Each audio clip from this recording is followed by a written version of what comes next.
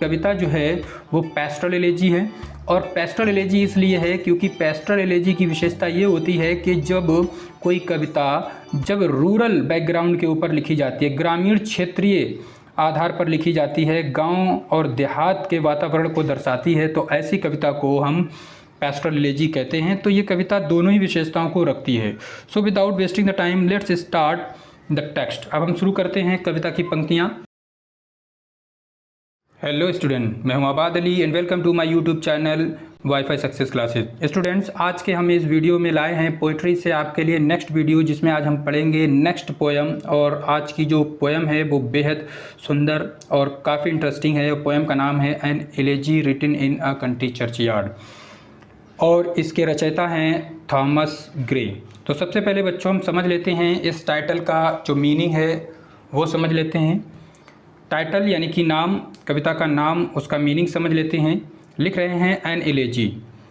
N elegy means होता है एक शोक गीत, एक ऐसा गीत जो शोक में लिखा गया हो, जिसमें विलाप किया गया हो, दुख को प्रकट किया गया हो, और ख़ास तौर से किसी डियरेस्ट और नियरेस्ट के मर जाने पर या खो जाने पर या बिछड़ जाने पर। रिटिन जो कि लिखा गया, in a country churchyard, country means होता है गांव और चर्चयार्ड मीन्स होता है कब्रिस्तान, जो कि गांव के कब्रिस्तान में लिखा गया, जिसको लिखा है थॉमस ग्रे ने। एक्चुअली थॉमस ग्रे की माँ की डेथ हो जाती है और चूँकि थॉमस ग्रे अपनी माँ को बहुत ही प्रेम करते थे, इसलिए वो रोज़ाना कब्रिस्तान में जाते थे और अपनी माँ की कब्र के पास बैठते थे और अपना जो दुख था उसको वहाँ पर प्रकट करते थे, इट मीन्स विलाप करते थे। और ये प्रोसेस उनकी चलती रही 7 ईयर्स तक, यानी कि 7 ईयर्स तक थॉमस ग्रे उस कब्रिस्तान में जाते रहे और जाकर वहाँ अपने माँ के लिए दुख को प्रकट करते रहे। और इसी दौरान थॉमस ग्रे इस कविता को लिखते रहे। और बच्चों, ये जो कविता है ये ओरिजिनल कविता 124 लाइनों की कविता है और 124 लाइनों में से आपके सामने आपके सिलेबस में सिर्फ 20 लाइनें यानी कि 5 स्टेंजास को प्रिस्क्राइब्ड किया गया है। तो इसलिए आप जो हैं इस कविता की सिर्फ और सिर्फ अवतरण को यानी कि 20 लाइनों को यानी कि 5 स्टेंजास को पढ़ रहे हैं। बाद बाकी आपको जब बीए प्रीवियस ईयर में जाएंगे तो आप इसकी फुल कविता यानी कि ओरिजिनल पोएम जो है 124 लाइनों की वो आप पढ़ेंगे। तो बच्चों, इसकी स्पेशलिटी ये है कि ये कविता जो है वो जनरल एलेजी है। एलेजी कई प्रकार की होती हैं, यहाँ पर इतना सब डिस्कस नहीं करेंगे। फिलहाल आपको इतना बताएंगे कि ये जनरल एलेजी है। जनरल एलेजी से इसलिए कहा जाता है क्योंकि कवि ने सिर्फ अपनी माँ के लिए विलाप नहीं किया या दुख को प्रकट नहीं किया, बल्कि उस कब्रिस्तान में दफन तमाम पूर्वज उस गाँव के उन सभी के लिए उसने अपने दुख को प्रकट किया है। दूसरी विशेषता इस कविता की ये है बच्चों कि ये कविता जो है वो पेस्टोरल एलेजी है। और पेस्टोरल एलेजी इसलिए है क्योंकि पेस्टोरल एलेजी की विशेषता ये होती है कि जब कोई कविता जब रूरल बैकग्राउंड के ऊपर लिखी जाती है, ग्रामीण क्षेत्रीय आधार पर लिखी जाती है, गांव और देहात के वातावरण को दर्शाती है, तो ऐसी कविता को हम पेस्टोरल एलेजी कहते हैं। तो ये कविता दोनों ही विशेषताओं को रखती है। So without wasting the time let's start the text. अब हम शुरू करते हैं कविता की पंक्तियाँ। तो पहला स्टेंजा जिसमें पोइट कहता है the curfew tolls. Curfew means होता है घंटियाँ, टोल्स मीन्स होता है बजना, द नेल मीन्स होता है शोक को प्रकट करने वाली घंटियाँ जो शाम को बजाई जाती हैं। पार्टिंग डे मीन्स होता है इवनिंग। तो इस लाइन का पूरा मतलब हुआ कि शाम का समय है, it is evening time. And the bells are ringing to show the sadness of someone's death, कि शाम का समय है, शोक को प्रकट करने वाली घंटियाँ बज रही हैं जो कि एक रूटीन के तौर पर शाम को बजाई जाती हैं या किसी के मौत पर, शोक पर, उसके फ्यूनरल पर बजाई जाती हैं। जैसा कि आप जानते हैं कि इवनिंग के समय रोज़ाना पोइट जो है वो अपनी माँ की कब्र को विज़िट करता है, यानी कि उस कब्रिस्तान को जाता है। तो इसलिए शाम का समय है, शोक को प्रकट करने वाली घंटियाँ बज रही हैं, कवि को सुनाई देती हैं। उसी एक्सपीरियंस को कवि यहाँ पर रखता है और कहता है। दूसरी तरफ जब उसकी नज़र पड़ती है तो वो देखता है द लोइंग हर्ड्स। लोइंग हर्ड्स मीन्स रंभाते हुए जानवर। विंड जाते हुए दिखाई पड़ते हैं कवि को, स्लोली धीरे धीरे जाते हुए ओवर द ली चरागाहों से, यानी कि जब उसकी नज़र पड़ती है दूसरी तरफ जहाँ चरागाह हैं यानी कि हरे भरे मैदान हैं घास के, उन मैदानों की तरफ जब नज़र पड़ती है तो कभी देखता है कि रभाते हुए जानवर धीरे धीरे अपने घरों की ओर चरागाहों से जा रहे हैं। द प्लाउमैन, और उसकी नज़र पड़ती है किसान पर। द प्लाउमैन मीन्स किसान, होमवर्ड वो भी अपने घर की ओर जाते दिखाई पड़ता है। प्लॉट्स डगमगाते कदमों के साथ बढ़ते हुए दिखाई पड़ता है। ही इज़ वेरी वे और थके हुए रास्तों को तय करते हुए दिखाई पड़ता है। And leaves the world to darkness और संसार पूरा अंधकार में डूबा जा रहा है। एंड टू मी कहता है और साथ ही साथ मैं भी अंधकार में डूबा जा रहा हूँ। तो इस स्टेंजा को एक बार मैं दोबारा आपको समझाऊंगा। इस स्टेंजा में पोइट कहता है कि शाम का समय है, शोक को प्रकट करने वाली घंटियाँ बज रही हैं।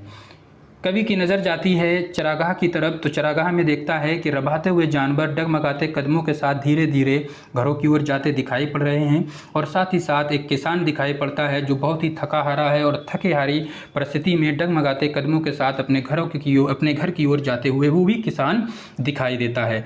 और धीरे धीरे अंधकार बढ़ रहा है। ये संसार और कवि दोनों ही अंधकार में डूबते जा रहे हैं, जैसा कि नाइट इज़ फॉलिंग, रात हो रही है। तो ये था बच्चों पहला स्टेंजा। अब हम चलते हैं अगले स्टेंजा में। सेकंड स्टेंजा है जिसमें कहते हैं बीनीथ दोज रग्ड एम्स। अब बच्चों कवि की नज़र जाती है कुछ खड़े पेड़ों के ऊपर। अब वो पेड़ कौन से हैं? वो पेड़ हैं सदाबहार पेड़ और उनका नाम है एम्स के सदाबहार पेड़। और उन पेड़ों की तरफ देखते हुए, इशारा करते हुए, संकेत देते हुए कहता है देखो, बीनीथ मीन्स होता है नीचे, दोज उन, रग्ड मीन्स होता है खुरदरे। जैसे आम के पेड़ के जो तने होते हैं उनमें बड़ी बड़ी मोटी मोटी छालें होती हैं, खुरदरी। इसी प्रकार से एम्स के पेड़ के तने भी होते हैं, उनकी भी मोटी मोटी खुरदरी तने और छालें हुआ करती हैं। अशोक के पेड़ में भी कुछ यूं ही हुआ करते हैं। दैट यू ट्री शेड, कि वो देखो एम्स के खुरदरे पेड़। दैट यू ट्री शेड, कि वो सदाबहार पेड़ उनकी छाया के नीचे, यानी कि इशारा करके बताते हैं कि वो देखो सदाबहार पेड़, एम्स के पेड़ जो कि खुरदरे हैं और उनकी छाया के नीचे देखो, क्या देखो, वेयर, के जहाँ पर heaves the turf in many mouldering heap, कहते हैं उसके नीचे देखो, क्या देखो, उसके नीचे देखो घास के ढेर दिखाई देंगे। कहते हैं वेयर, जहाँ, हीप्स मीन्स होता है ढेर, टर्फ मीन्स होता है सूखी घास, के सूखी घास के ढेर देखो उन पेड़ों के नीचे। इन मैनी मोल्डरिंग हीप्स, वो सूखी घास के ढेर नहीं हैं, बल्कि बच्चों ये जो मोल्डरिंग होता है, मोल्डरिंग मीन्स हाथ से निर्मित, और हीप मीन्स होता है ढेर, अर्थात इस पूरे का मतलब हुआ कब्र। इस कविता में बच्चों कई बार कब्र आया है, बट सिर्फ एक बार कब्र का जो ओरिजिनल मीनिंग है ग्रेव को यूज़ किया गया है। बाद बाकी सभी जगह पर उसके सेंस को रखा गया। तो मोल्डरिंग हीप का मतलब हाथ से निर्मित ढेर अर्थात कब्रें। तो कहते हैं कि उन पेड़ों की छाया के नीचे वो जो घास के ढेर दिखाई दे रहे हैं, एक्चुअल में वो घास के ढेर नहीं बल्कि कई लोगों की कब्रें हैं। एक्चुअल में क्या होता है कि जब कब्र होती है, कब्र के ऊपर घास जमाती है और घास जब सूख जाती है तो वो ऐसा मानो प्रतीत होते हैं जैसे कि वो घास के ढेर हैं। तो वही कवि कहता है कि वो जो घास के ढेर दिखाई दे रहे हैं वो घास के ढेर नहीं हैं बल्कि हाथ से निर्मित कब्रें हैं।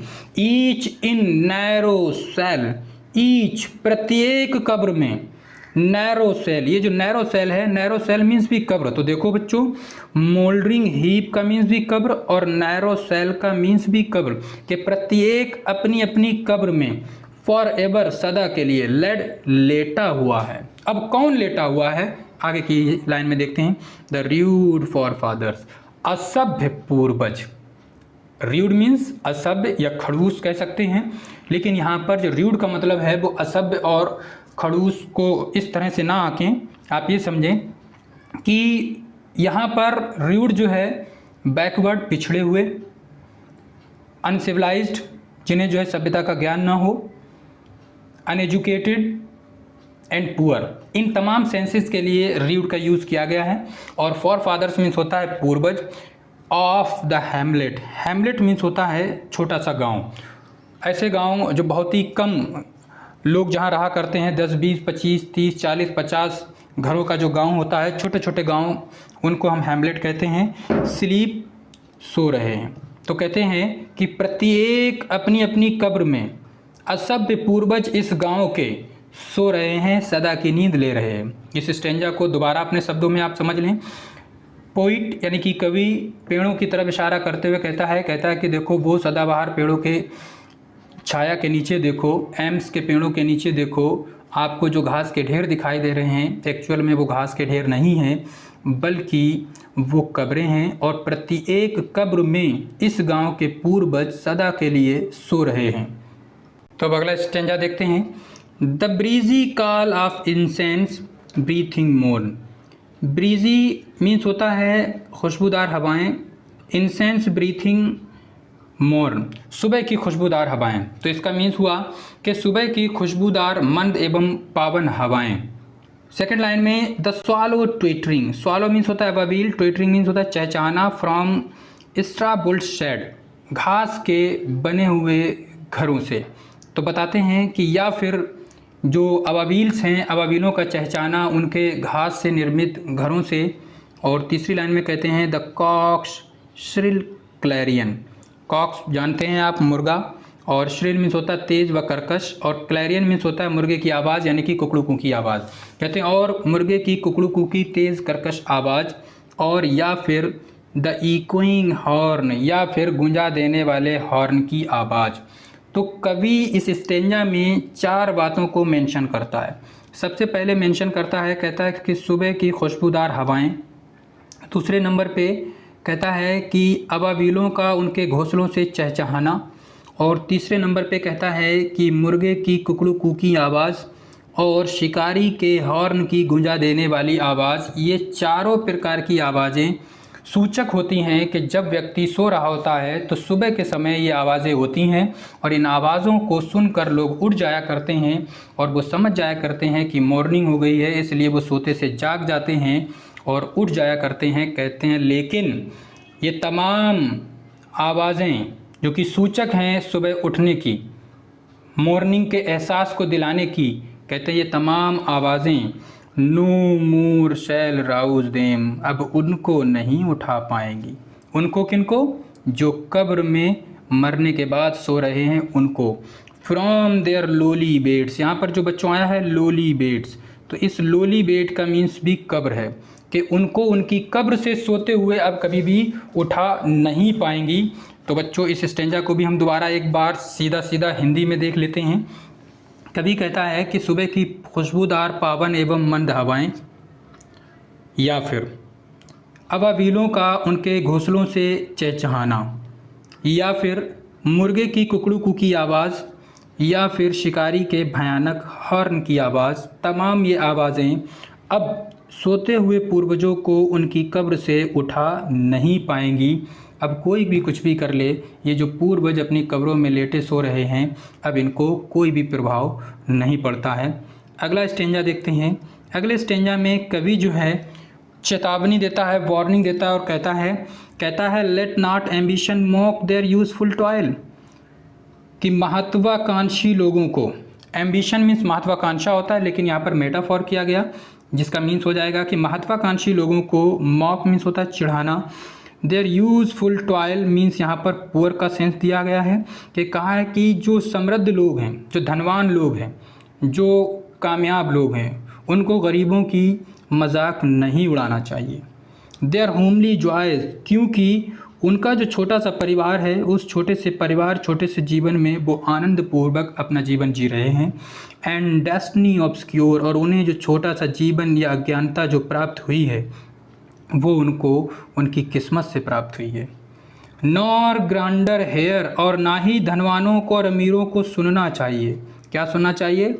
विद डिस्डेनफुल स्माइल, घृणापूर्ण मुस्कुराहट के साथ उन गरीबों की जाने वाली आलोचना या उनकी उड़ाई जाने वाली मजाक को सुनना चाहिए। यानी कि सिर्फ कवि ने वार्निंग यही नहीं दी, कवि ने कहा ना ही हमें मजाक उड़ानी चाहिए, ना ही इंसल्ट करनी चाहिए गरीबों की और उनकी लाचारी की, बल्कि हमको सुनना भी नहीं चाहिए उनकी लाचारी और गरीबी की मजाक को। कैसी लाचारी और गरीबी? कहते हैं the short and simple annuls of the poor, कि उन गरीबों का छोटा सा इतिहास, साधारण सा इतिहास, उनका छोटा सा जीवन और उनके जीवन की जो गाथा है, उस गाथा की मजाक नहीं उड़ानी चाहिए, उस पर घृणापूर्ण हंसी नहीं हंसनी चाहिए, उनको इंसल्टेड नहीं करना चाहिए। तो इस स्टेंजा में एक बार हम दोबारा हिंदी में देखते हैं और कहते हैं बताता है कवि, कहता है कि धनवानों को गरीबों की मजाक नहीं उड़ानी चाहिए, क्योंकि गरीब अपने उस छोटे से जीवन में आनंद पूर्वक अपने जीवन को जी रहे हैं और अंधकार और अज्ञानता जो भी उनको मिला है उनको किस्मत से मिला है।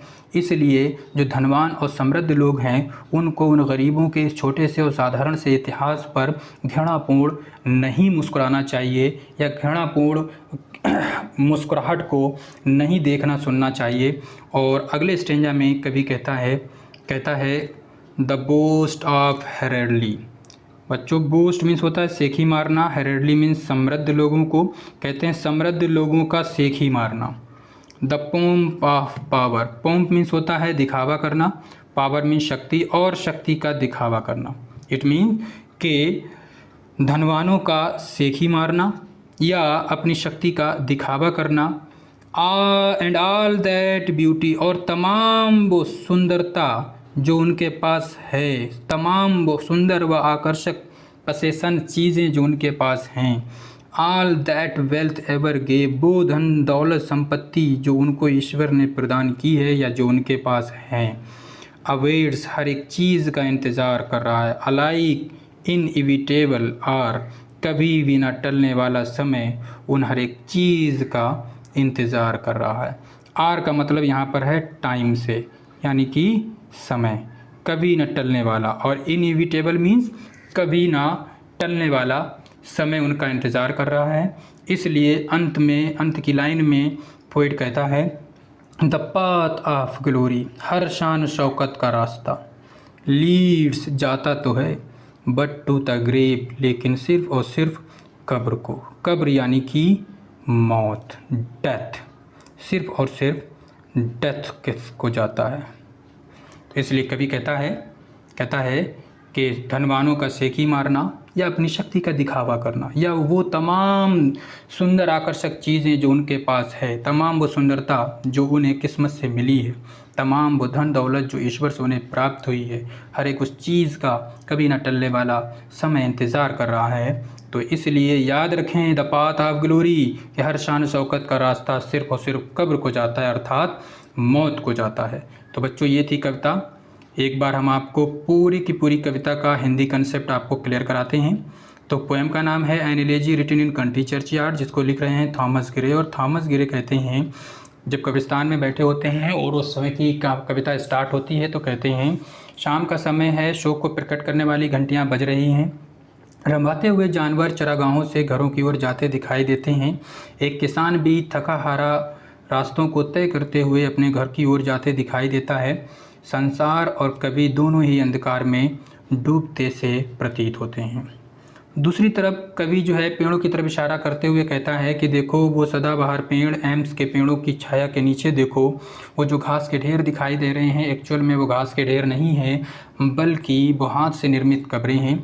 और प्रत्येक कब्र में इस गांव के जो पूर्वज जो मर चुके हैं, असभ्य पूर्वज, वो सदा की नींद सो रहे हैं। आगे कहते हैं कि सुबह की खुशबूदार हवाएं इन सोते हुए पूर्वजों को इनकी कब्रों से उठा नहीं पाएंगी, और ना ही अबाबीलों का चहचहाना उनके घोंसलों से अब इनके ऊपर कोई प्रभाव डालने वाला है, और ना ही मुर्गे की तेज कर्कश आवाज़ अब इनको सोते हुए से उठा सकती है, और ना ही शिकारी के भयानक हॉर्न की आवाज़ इनको सोते हुए से इनकी कब्रों से ना ही जगा सकती है और ना ही चौंका सकती है, और ना ही इनके ऊपर कोई प्रभाव डाल सकती है। अब ये दुनिया के तमाम शोरगुल से मुक्त हो चुके हैं। और आगे स्टेंजा में पोइट कहता है इसलिए धनवानों को गरीबों की मजाक नहीं उड़ानी चाहिए, क्योंकि गरीब अपने घरों में खुश हैं, प्रसन्न हैं, और उनको जो मिला है उनकी किस्मत से मिला है। इसलिए धनवानों को गरीबों के छोटे से साधारण से इतिहास पर, साधारण से जीवन पर, घृणापूर्ण मुस्कुराहट पर नहीं हंसना चाहिए, या उस घृणापूर्ण इस मुस्कुराहट को नहीं सुनना और देखना चाहिए।